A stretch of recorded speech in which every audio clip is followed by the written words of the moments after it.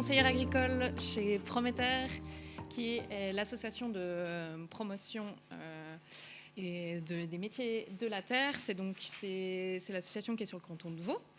Et du coup, donc moi, je suis conseillère agricole. Donc, nous, on est là pour vraiment conseiller les agriculteurs et agricultrices. Et puis, moi, aujourd'hui, je vais vous présenter ce qui va arriver ici dans quelques secondes, j'espère. Donc, le cadre juridique un peu qui régit toutes ces activités qu'on appelle para-agricoles ou accessoires. Donc, typiquement, nous, on aurait eu, il y a quelques années, probablement M. Jean-Marc qui serait venu nous demander si ce qu'il projetait de faire en zone agricole était légal, possible ou non. Alors, je ne sais pas s'il y a mes slides qui vont arriver.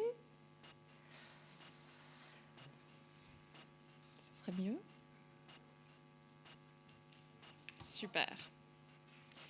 J'ai aussi je suis spécialisée dans les questions de micro-fermes aussi chez ProConseil, donc des petites exploitations. Alors,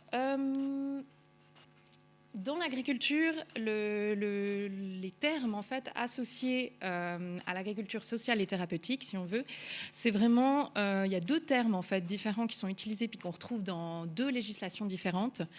On a les activités proches de l'agriculture, selon l'ordonnance sur la terminologie agricole, l'OTERM, et puis les activités accessoires non agricoles étroitement liées à l'entreprise agricole, au sens de la LAT, donc de la loi sur l'aménagement du territoire. Donc très précisément, si on regarde effectivement dans l'OTERM, eh bien, on voit que ces activités proches de l'agriculture, ce sont des activités économiques d'exploitation ou de communauté qui ne font pas partie de la production proprement dite. Donc on a vraiment une séparation ici. On estime que c'est lié à l'agriculture, mais ce n'est pas de la production, donc on doit le différencier. Et puis, ce n'est ni du stockage, ni de la vente, ni du conditionnement. Donc voilà, on voit que c'est très détaillé. Et puis, dans les commentaires, on voit que bien sûr, là, voilà, on a tout ce qui est agritourisme, on a les vacances à la ferme, les prestations liées à l'élevage, etc. Et puis, tout ce qui est en lettre D, tout ce qui est école à la ferme. Je vais aller assez vite, au cas où je suis désolée d'avance, mais c'est vrai que j'ai pas mal de concepts à présenter, donc je vais passer assez rapidement. Maintenant, ce qu'on entend aussi, et ce qui est assez important, et ce qu'il faut vraiment retenir pour le reste de ma présentation, c'est tout ce qui touche à la LAT. Donc, M. Mahin en a déjà pas mal parlé.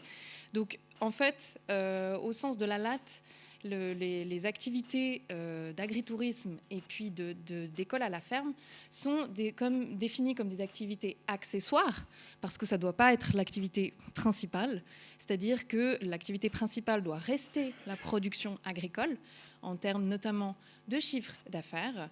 Donc, on l'appelle accessoire, ce n'est pas directement agricole.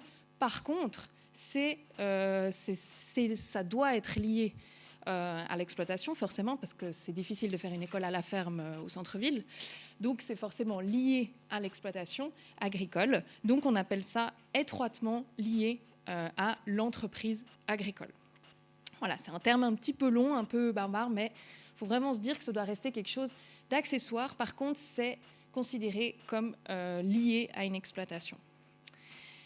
Et puis, en fait, ce qui, là, va déterminer vraiment quelque chose de très, très important, ça figure de nouveau dans la LAT, c'est qu'en fait, ces activités accessoires non agricoles, elles ont elles ont des conditions spécifiques, typiquement que ça doit être effectué dans les bâtiments d'exploitation, que l'avenir de l'exploitation agricole soit assuré, et puis que le caractère agricole, c'est ce que je disais avant, reste inchangé, c'est-à-dire que l'activité accessoire ne prenne pas le pas en termes de chiffre d'affaires sur cette activité accessoire.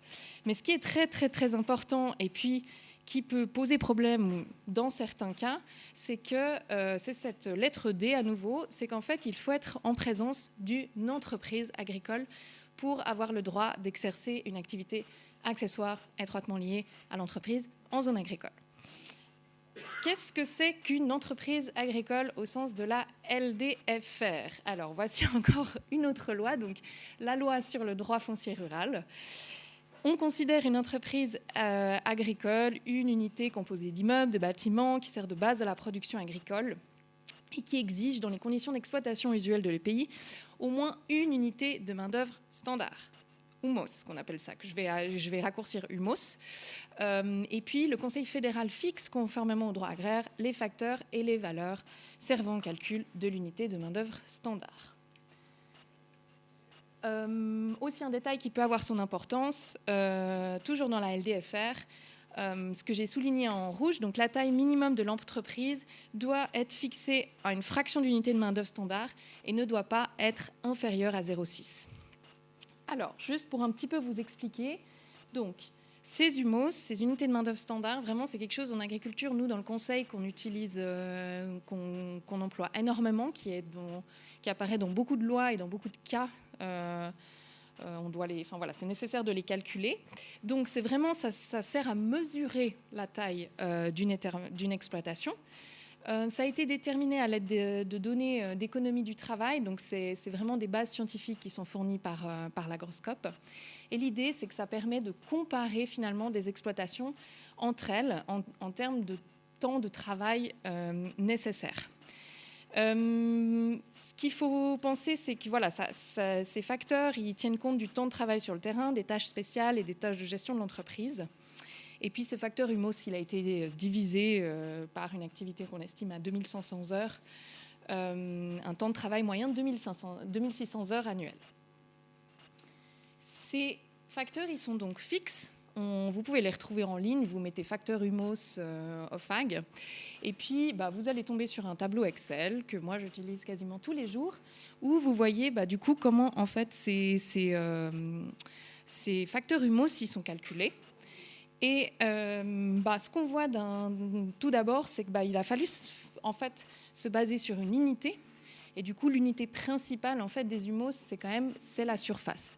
Donc, comme vous le voyez, en fait, pour chaque, j'ai pas de pointeur, mais pour chaque activité, en fait, on a un UMOS par unité, c'est-à-dire la plupart du temps par hectare, qui va s'appliquer.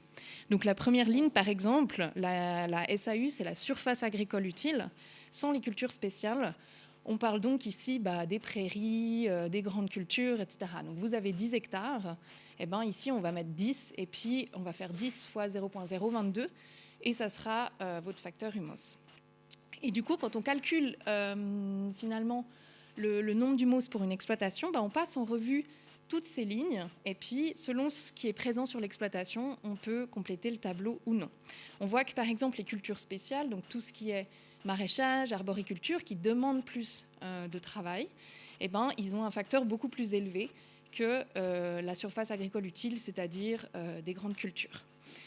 Donc voilà, ça c'est une première partie, et puis on a ensuite donc tout ce qui est bétail, on voit vaches, porcs d'élevage, etc. Donc toutes les activités sont passées en revue et ont un facteur bien spécifique. On voit qu'aussi la culture biologique, typiquement, donne droit à un supplément parce qu'on estime qu'elle va demander plus de travail sur l'exploitation.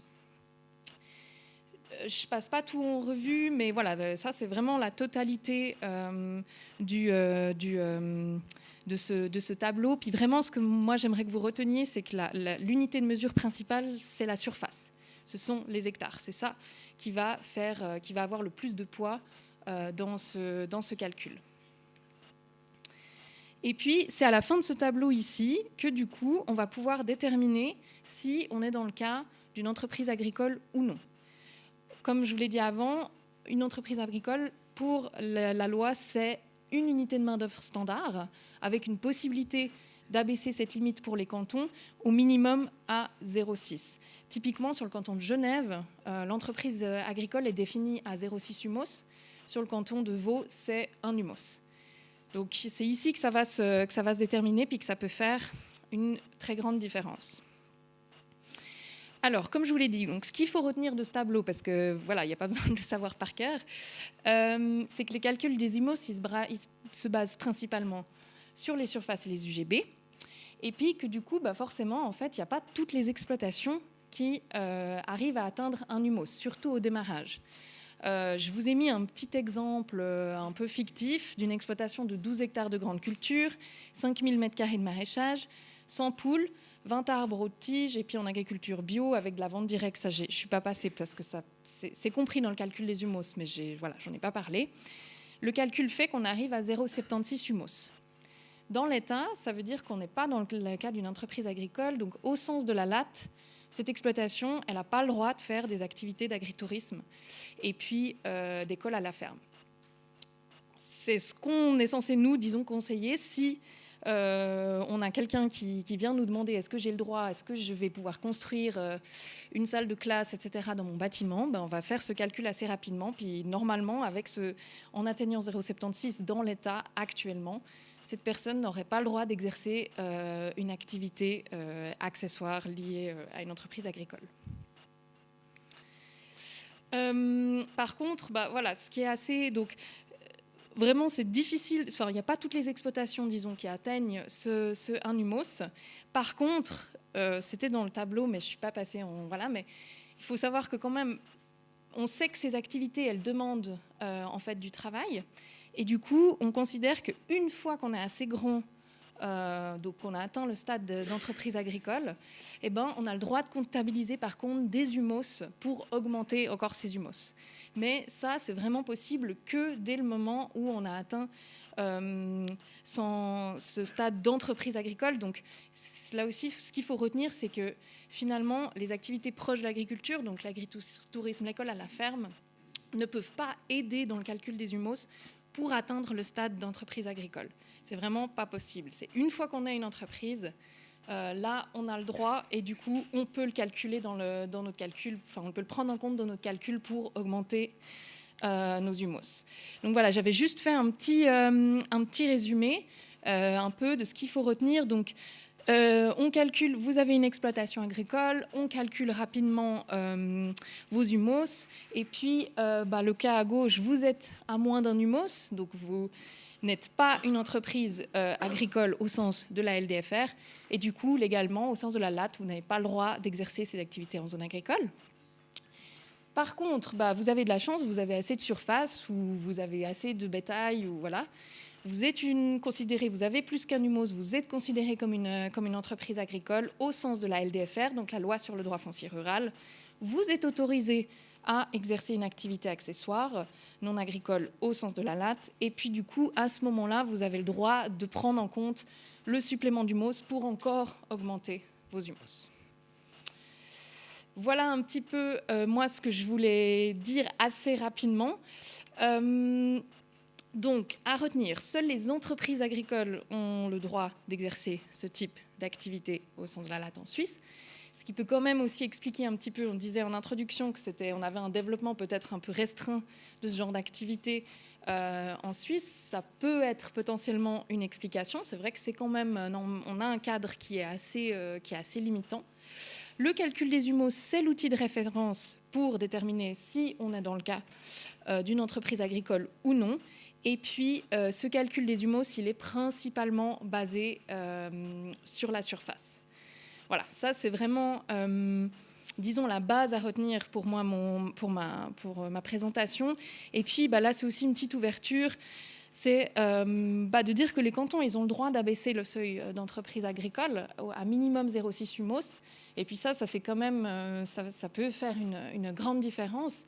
Et on voit que certains cantons, avec des contextes assez particuliers, type Genève, l'ont fait pour plusieurs raisons. Mais voilà, ça peut quand même, c'est une marge de manœuvre. Et puis ça peut faciliter peut-être l'implantation de ce type d'activité.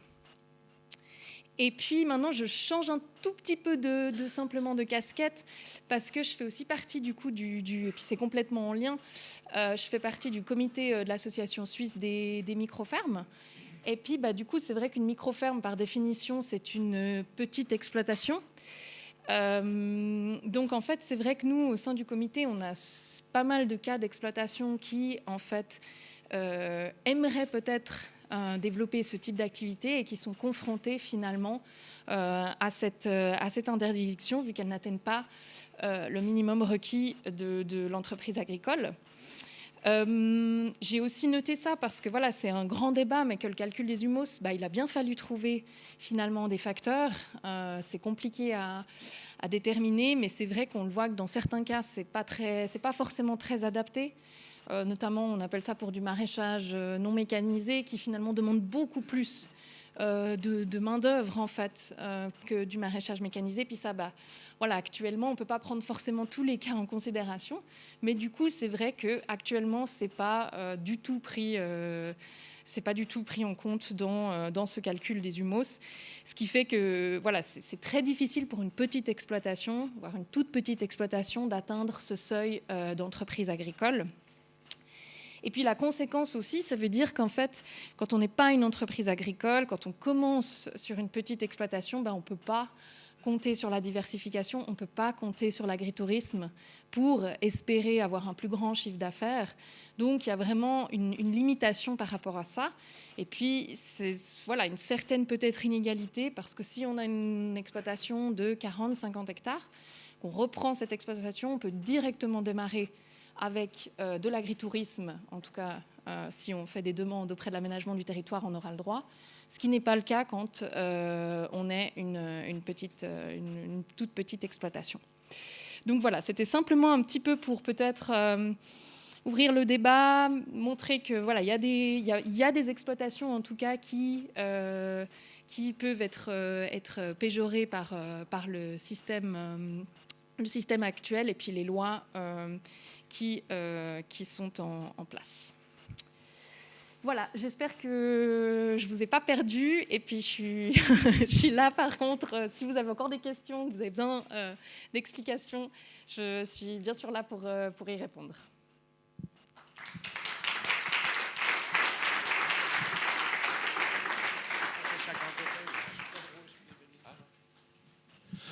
Merci beaucoup, Delphine, pour cet exposé très précis. Technique, certes, mais précis. C'est des choses qui étaient très attendues aujourd'hui. Merci beaucoup. Une question de Gérald. Micro rouge. Allô ? Vous m'entendez ? Moi, je viens du réseau Astra, agriculture sociale et thérapeutique en Auvergne-Rhône-Alpes, du côté français. Alors, j'ai deux questions et réactions, quoi.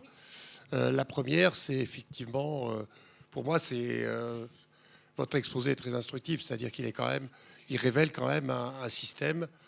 Je vais utiliser le mot ségrégatif ou ségrégationnel, au sens où il est très sélectif, quoi, d'une façon ou d'une autre. Alors, ma question, c'est, est-ce que du coup, des personnes qui veulent se lancer dans de l'accueil social à la campagne, est-ce qu'elles ont la possibilité de contourner cette ah oui, c'est-à-dire de ne pas se déclarer, attendez, je précise, de ne pas se déclarer entreprise agricole, mais par exemple de se déclarer activité pédagogique à la campagne. Est-ce que ça existe, ça ? Bon, donc ça, c'est une première... Bon, je suis sûr que ça existe, moi. Mais...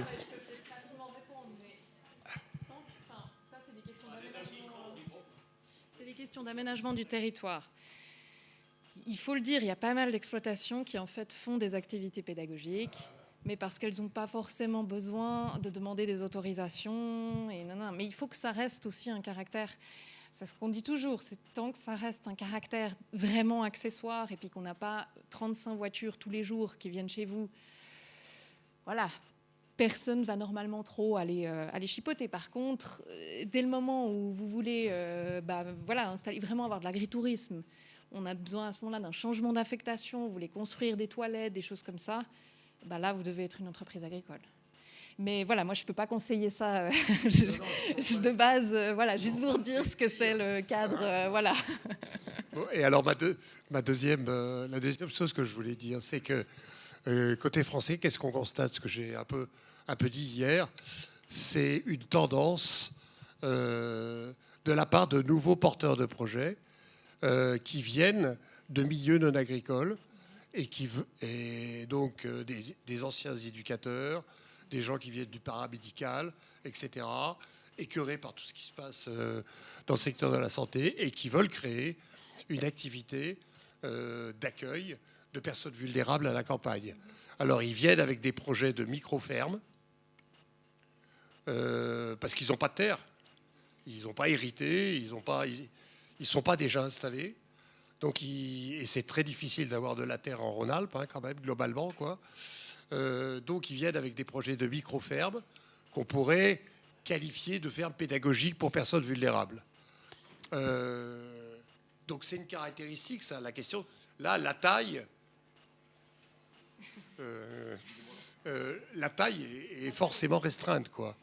Oui. Et c'est une tendance qui va croissante. On le voit en Suisse aussi, hein, justement. C'est en pour Suisse ça aussi. que les micro-fermes, nous, au sein du comité, on a des demandes et c'est souvent aussi, c'est typiquement ces exploitations qui souhaiteraient se diversifier vraiment et qui ont les capacités et qui le souhaitent et puis qui ont des conditions très limitées pour le faire, en tout cas de manière légale.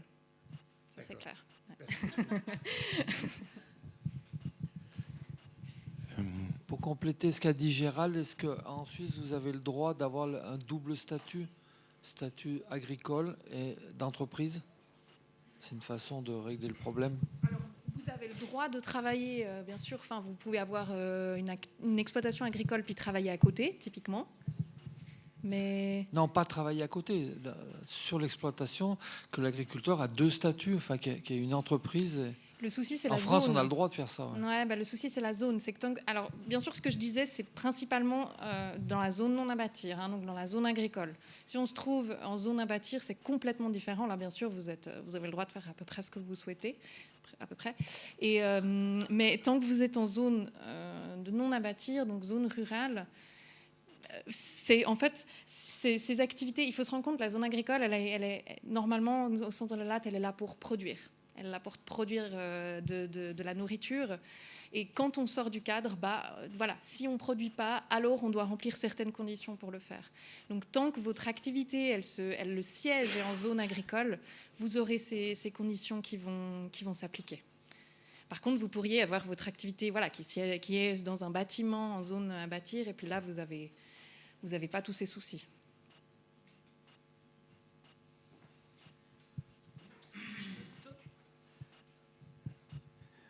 Pardon. Dans le deuxième cas que vous venez d'évoquer, donc la possibilité d'avoir des activités non agricoles ou para-agricoles, mais dans une zone non à bâtir, est-ce que ça voudrait dire qu'une entreprise agricole a la possibilité d'être propriétaire d'une SA?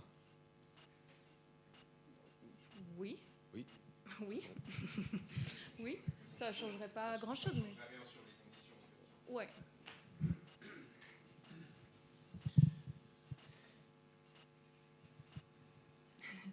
J'ai trouvé la formulation.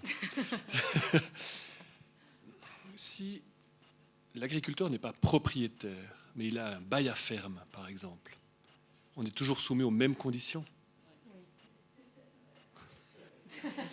J'essaye de... Ils ont pensé à tout. Okay. Oui, ça change rien, ouais. Ça change pas du tout. C'est vraiment l'activité, comment elle est exercée, où elle est exercée. L'activité, comment elle est exercée et où elle est exercée. C'est ça qui fait foi. Au début de la présentation, vous parliez d'activités accessoires, mais vous n'avez pas nommé de pourcentage. C'est vrai qu'hier, il y a le 30% qui a été évoqué, notamment par le réseau Astra et puis je ne sais plus qui. Mais est-ce qu'il y a du coup un pourcentage fixe de... Non. Moi, je dirais non, comme ça. Mais normalement, il y a des conditions assez restrictives, mais ça dépend du type d'activité, parce qu'il y a...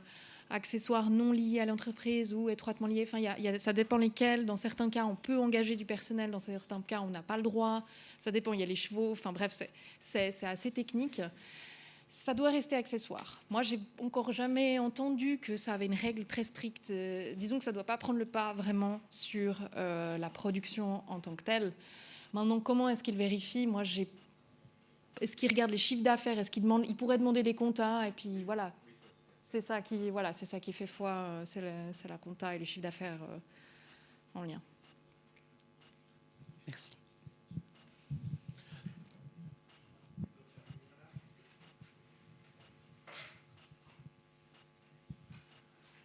Alors, j'ai deux questions. Mon français, c'est pas tellement bien, mais j'essaie. j'ai deux questions.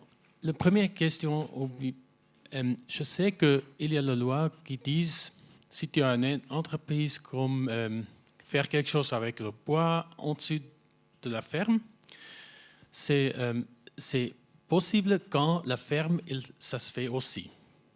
Okay? Si tu as une entreprise comme carpenter, charpentier, tu peux faire les deux ensemble, ça marche normalement. Si tu fais encore du paysage avec, l'agriculture avec, si tu fais plus avec, là ça change. Et après c'est interdit d'être dans le terrain de l'agriculture. Ok. Je ne suis pas sûre d'avoir 100% compris. Je peux dire en allemand? On va Okay. Oui. Normalement, ça devrait aller. Mais... Also, wenn man ein Landwirtschaftsbetrieb ist, dann darf man ja eine Schreinerei haben auf dem Landwirtschaftsbetrieb. Das ist möglich, solange noch Landwirtschaft betrieben wird. Ja.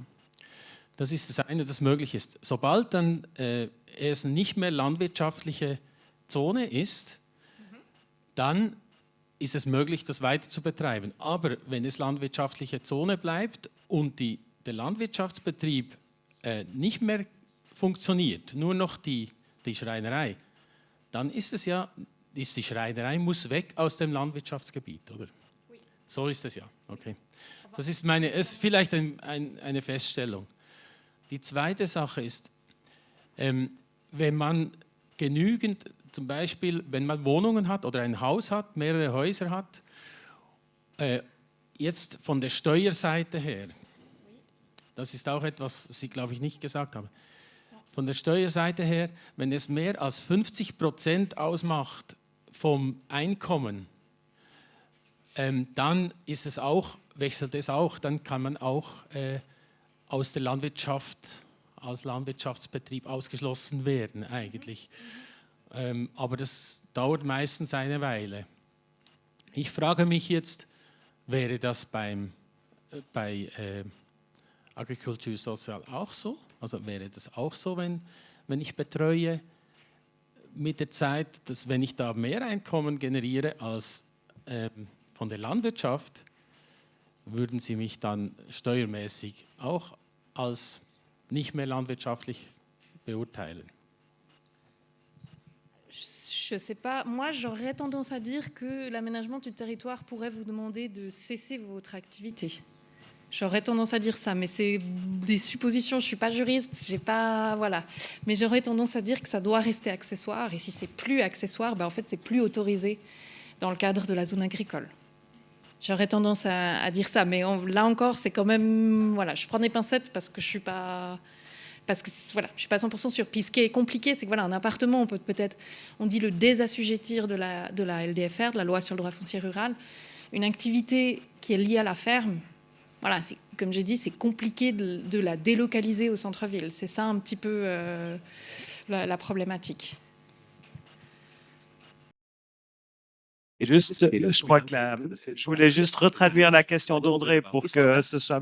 André demandait bien si le care farming serait sujet aux mêmes règles. C'était pour l'enregistrement. S'il dépassait plus de 50%, en fait, si une ferme ne serait plus reconnue comme une ferme, si tout d'un coup le revenu du care farming était plus élevé que le revenu de l'agriculture, c'est la réponse, on vient de l'avoir, mais c'était juste pour l'enregistrement. Votre humain voulait dire quelque chose, je ne sais pas si c'est dans ce sens. Ouais, je suis en train de reprendre les bases légales pour les différentes questions qui ont été posées. Alors, je crois qu'on peut dire en résumé que le sujet est complexe et que ça dépend, mais ça, c'est pas une réponse. Mais c'est simplement pour être conscient du fait que suivant les configurations, on peut avoir des réponses différentes. Il y a effectivement le chiffre de 30% qui est repris régulièrement dans la jurisprudence pour le revenu complémentaire de l'activité accessoire. Ça, c'est une première chose, donc ça confirme ce que vous disiez. Deuxième chose, l'emploi de personnes, donc de personnel qui vient travailler dans l'activité accessoire, c'est très complexe parce que on ne peut employer quelqu'un qui est uniquement affecté à l'activité accessoire qu'à des conditions restrictives. C'est-à-dire que c'est seulement dans certains cas de figure où on peut avoir un employé qui fait que de l'accessoire. Et ensuite, il faut voir justement si ces conditions sont remplies. Et puis, troisième chose, oui, concrètement, les autorités et les tribunaux examinent les concepts de gestion et la comptabilité au cas par cas.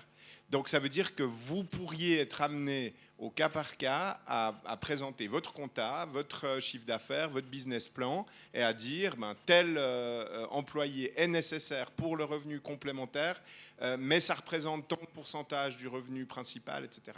Donc, c'est très difficile de donner une espèce de marche à suivre immédiate, mais il y a un certain nombre de critères. Si jamais ça vous intéresse, c'est l'article 24B de la loi, et l'article donc LAT, et l'article 40 de l'ordonnance. Et puis, inutile de vous dire qu'il y a une jurisprudence abondante, c'est-à-dire que les tribunaux ont énormément travaillé sur ces questions, donc il y a un certain nombre de choses qui ne sont pas dans ces deux bases légales.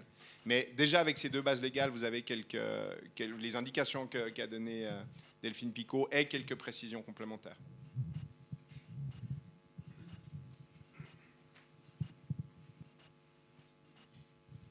Bonjour. J'ai une toute petite question, peut-être naïve, parce que du coup, je suis dans le travail social. Donc voilà, je commence un petit peu à vouloir m'intéresser à comment je peux accompagner aussi des personnes dans des fermes, dans des entreprises agricoles qui souhaitent développer justement un pôle thérapeutique. Et du coup, je me demandais si c'était possible de créer une association fêtière via le care farming qui soutient en fait par des aides financières des entreprises agricoles qui souhaitent justement développer ce pôle, parce que souvent c'est ça aussi, c'est pas l'envie et la qualité et les compétences, mais c'est justement ce soutien financier, parce que du coup les personnes, elles se dévouent, elles se dédient à accompagner l'humain et du coup sont moins dans la productivité de ce qui leur fait survivre. Du coup, c'est ma petite question. Je dirais que ça dépend ce qui est financé. Puis de nouveau, ça va dépendre. Est-ce que du coup, ça va juste faire augmenter le chiffre d'affaires? Pour moi, c'est du cas par cas. Dans les faits, il n'y a pas d'interdiction de financement. Mais il faut voir ce qui est financé et comment, et puis que ça n'explose pas le chiffre d'affaires de l'agriculteur. C'est à peu près ça. Mais dans les faits, je ne vois pas forcément ce qui empêcherait, mis à part le fait qu'effectivement, il faut voir qui c'est qui est employé, parce qu'il n'y a que dans certaines conditions que on peut employer des personnes externes, etc. Dans les situations présentes, les personnes ne sont pas rémunérées pour venir. C'est vraiment une reconnexion à la terre, un alignement, etc. Mais elles ne sont pas rémunérées. Et du coup, il n'y a pas un stress de productivité. C'est vraiment le fait d'être en nature, le fait de s'imprégner, le fait d'être entouré aussi de gens bienveillants. Et souvent, les personnes qui travaillent dans les fermes, elles ne sont pas dans le statut du travail social ou de la santé. Et du coup, les mécanismes d'aide à l'insertion ne les financent pas. Du coup, c'était ça pour dire qu'il faudrait créer, parce que le care farming, pour moi, c'est demain, mais c'est déjà hier. Il y a beaucoup de gens engagés et je suis très contente d'être là aujourd'hui. Je suis complètement naïve parce que je ne suis pas dans tous ces enjeux au niveau des fermes, mais en tout cas, bravo et chapeau à toutes les personnes qui s'engagent. Et moi, j'aimerais vraiment, via mon travail, pouvoir soutenir et valoriser. Et les seuls bugs, c'est ça, c'est que la personne qui travaille à la ferme, elle a envie de développer ce pôle thérapeutique, mais du coup, pourquoi pas pouvoir créer ce qu'il y a besoin. Là, je suis plus dans la productivité, donc du coup, je m'occupe plutôt d'un aspect thérapeutique, puis comment en fait compenser ces pôles-là. Et du coup, je sais pas si ça existe déjà, cette association fêtière ou pas, à qui demander un soutien financier autre que le champ du travail social. Il faut vraiment demander plutôt via care farming. Je peux répondre. Oui, c'est nous care farming. Très volontiers. Alors nous, on se pose les mêmes questions depuis le début. Moi, je pose les 3/4 du tour du bénévolat dans ma ferme pour toutes ces prestations. Mais justement, on aura un exposé très intéressant de Maurice après qui nous parlera de la situation en Hollande. Et en fait, c'est vrai qu'il y a des pays qui ont fait le pas, qui ont compris l'intérêt que ça avait de développer des projets d'accueil dans les fermes. C'est vraiment tout notre combat, c'est sûr, c'est déjà se faire reconnaître la valeur de la prestation, faire reconnaître qu'elle est supérieure à le même travail. C'est sans jugement par rapport aux gens qui y travaillent, mais en fait, le même travail d'accompagnement fait dans un milieu green, une ferme ou un milieu près de la nature, est nettement supérieur à tous les autres. Par chance, ce n'est pas dépendant des humains, c'est dépendant de l'environnement. Donc nous, c'est ça qu'on essaie de valoriser. Et cet espace, il est géré par l'agriculture en Suisse et dans tous les pays. Donc c'est pour ça que les agriculteurs ont beaucoup à faire, parce que c'est eux qui gèrent cet espace. C'est vrai qu'on parle maintenant, on a créé des lois pour protéger les agriculteurs. En fait, tout ce dont on parle maintenant, c'est des lois qui ont été posées il y a 30 ans pour protéger la terre et les agriculteurs. Mais c'est vrai que la société évolue, on n'a jamais pensé à tout. C'est pour ça qu'on a Raphaël qui est là, puis qui va s'agiter au Parlement probablement. Et on a beaucoup de travail. Et ça, c'est aussi le travail de Green Care, de faire avancer les lois. Et je vous laisse imaginer, ce n'est pas un tout petit boulot. Moi, ça fait 25 ans que je suis là-dedans. Mais c'est parce qu'il y a du monde aujourd'hui ici qu'on va avancer, quoi. Mais c'est vrai que M. Main l'a dit avant, ce n'est pas dans les buts de l'agriculture actuellement de faire ça. Donc voilà, zone agricole veut dire actuellement production. Et du coup, on doit, étant donné qu'il y a quand même certains avantages en zone agricole, il faut le dire, on peut quand même, c'est du terrain qui peut coûter peut-être beaucoup moins cher, etc. Donc voilà, il ne faut pas qu'il y ait distorsion de concurrence. Voilà, donc le but actuellement de cette zone agricole, c'est un peu de produire. Il y a juste une demande. Et du coup, c'est pour ça qu'il y a ces lois aussi qui sont en place. C'est aussi, effectivement, c'était quand même, pour beaucoup, c'est un avantage aussi. Il faut quand même le dire. Il faut le rappeler que ces lois sont aussi là pour protéger les agriculteurs et que dans beaucoup de cas, ça peut être un avantage et dans d'autres, c'est bien sûr un inconvénient. Par rapport à cette problématique du coup de financement, de reconnaissance agricole et tout, enfin, nous on a une micro-ferme justement au Jura, maraîchère, et dans les premières années on n'était même pas reconnu agricole, on a commencé à faire de l'accueil social, ça s'est fait, c'était un peu entre deux, un zigzagant. Puis je pense que souvent il y a des choses avant-gardistes, elles le sont peut-être pas en Hollande, mais en Suisse elles le sont au niveau de l'accueil social en milieu agricole, qui se fait depuis des centaines d'années, mais toujours un peu par derrière, quoi, enfin pas reconnu. En tout cas, moi, j'ai envie d'encourager. Je sais qu'il y a Nicole, il y a Laurine, il y a des agriculteurs qui sont motivés à se lancer là-dedans. Puis moi, je voulais juste vous dire que c'est pas nécessaire en fait d'attendre que Green Care soit vraiment reconnu et qu'il puisse nous financer, nous encadrer, même si on n'attend que ça, hein, on a envie de ça. Il y a des possibilités, quoi. Enfin, à travers notamment Mélanie, c'est des éduques aussi. Sociales de la rue, ou alors à travers les services sociaux et AI. Nous, on est en phase de reconnaissance de lieux conventionnés au même titre que Caritas ou comme ça. On a Barbara qui est là aussi, qui fait du placement aussi dans des milieux ruraux, dans des familles, placement familial, de personnes en difficulté ou des jeunes en rupture sociale ou comme ça. Et en fait, on a même des possibilités en fait à travers en étant un peu jumelé à des organisations d'utilité publique sociale, de même recevoir des financements pour les personnes qu'on accueille, même si le care farming n'est pas reconnu en Suisse. Enfin, il y a moyen de zigzaguer un peu entre les choses, même si on l'a fait pendant des années de façon bénévole. Et donc voilà. Et même au début, sans reconnaissance, et même après avec reconnaissance aussi agricole, ça s'est continué de faire. Et puis, je pense qu'il ne faut pas se décourager, puis il faut être inventif, puis discuter, et puis collaborer avec des foyers, avec l'AI, avec les sociaux. Enfin, les sociaux, on collabore depuis des années avec eux dans des réinsertions avec l'action sociale jurassienne. Puis en fait, on voit vraiment que